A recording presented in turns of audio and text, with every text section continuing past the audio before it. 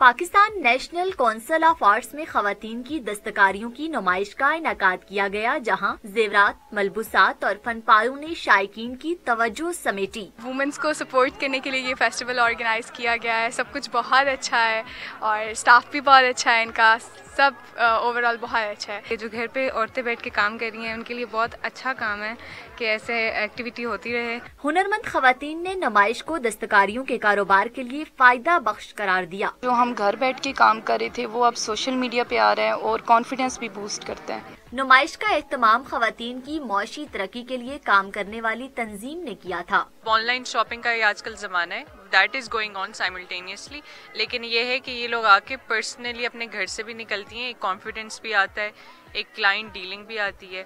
دستکاریوں کی نمائش پی N C اے میں 2 روز تک جاری رہنے کے بعد اختتام پذیر ہو گئی۔ شہر کا تبدیل ہونا، شاد رہنا اور اداس رونقیں جتنی بھی ہیں یہاں خواتین کے دم سے ہیں۔